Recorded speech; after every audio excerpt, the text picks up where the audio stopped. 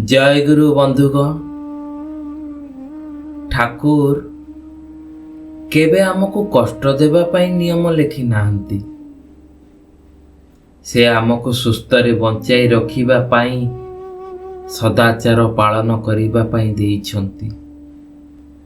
स्वास्थ्यर सूत्र संयम, सुचिता, स्वात्विकता ए सबु आम पाई आदेश नुहे, बरं एगुड़िक ठाकुरଙ୍କ दया भरा करुणा भरा सतर्क बाणी।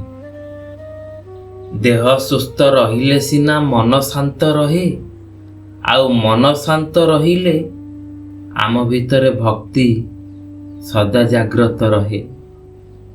तेणु स्वास्थ्य हेउची धर्मर भित्तिभूमि, कर्मर शक्ति ओ भक्तिर सहचर। एहाकु मानिबा ही ठाकुरं को खुशी करिबा।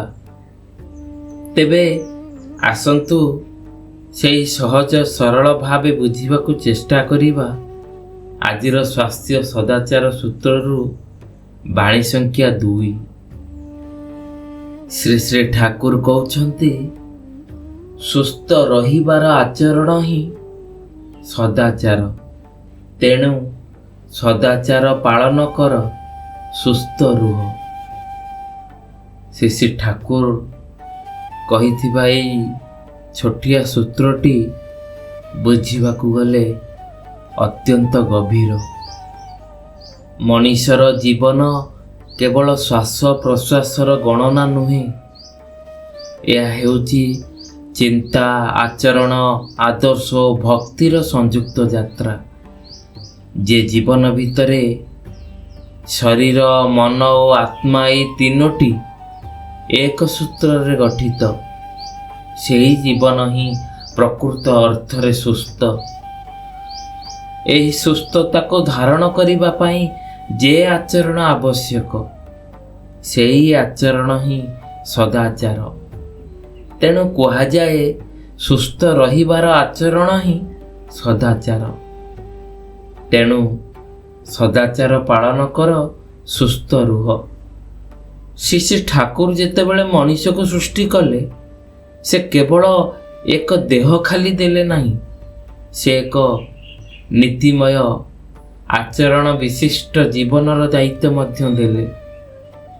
शरीर को सुस्थ रखिबा जेपरि प्रत्येक मनीषर कर्तव्य, सेहीपरि मन को पवित्र और आचरण को शुद्ध रखिबा ता मध्य भगवान को प्रति एक प्रकार सेवा।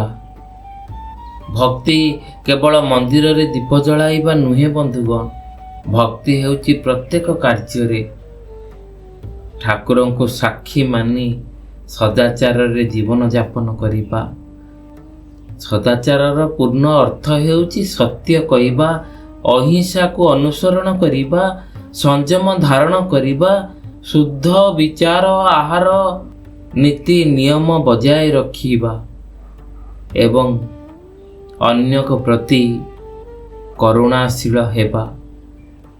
ए सबु आचरण मनीषर शरीर को मात्र नुहे, तार मन और आत्मा को मध्य सुस्थ करे।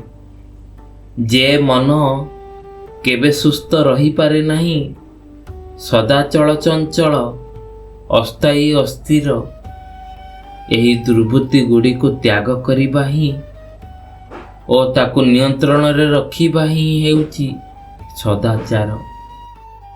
आउ सेही सदाचार मनीष को आंतरिक स्वास्थ्य देई थाए। श्री ठाकुर तांकर भक्त को सदा एही शिक्षा देइछंती, देह मोर परम पिता को दिया सेही मंदिर, यह को अपवित्र कर नाही। जेतेबेले मनीष असत्य, अन्याय, असंयम और कुप्रवृत्ति रे लिप्त हुए, से निज देह, मन और तार एही मंदिर को अपवित्र करे। तार परिणाम स्वरूप अनेक प्रकारर आजी अचिन्हा रोग, अशांति और दुख माड़ी आसे। एहीपरि दृष्टिरू सदाचार हेउची ଶ୍ରୀ ଶ୍ରୀ ଠାକୁରଙ୍କ ପ୍ରତି ଆଜ୍ଞା ପାଳନ ଓ ସୁସ୍ଥତା ହେଉଛି ସେହି ଆଜ୍ଞା ପାଳନର ଆଶୀର୍ବାଦ। ଭକ୍ତିମୟ ଜୀବନରେ ସକାଳର ପ୍ରାର୍ଥନା, ତା ସହିତ ନିୟମିତ କାର୍ଯ୍ୟ, ଶୁଦ୍ଧ ଆହାର ଓ ସରଳ ଆଚରଣ ଏସବୁ ସଦାଚାରର ଅଂଶ। ଯେ ମଣିଷ ନିଜ ଆହାର ବିହାରରେ ସଂଯମ ରଖେ, ମନରେ ଶୁଦ୍ଧ ଚିନ୍ତା ପୋଷଣ କରେ ଓ କର୍ମରେ ସତ୍ୟନିଷ୍ଠ ହୁଏ, ସେହି ମଣିଷ ଠାକୁରଙ୍କର ନିକଟବର୍ତ୍ତୀ ହୁଏ। ଏହି ନିକଟତା ମଣିଷର ମନକୁ ଶାନ୍ତ, ଦେହକୁ ସୁସ୍ଥ ଓ ଜୀବନକୁ ସାର୍ଥକ କରି ତୋଳେ।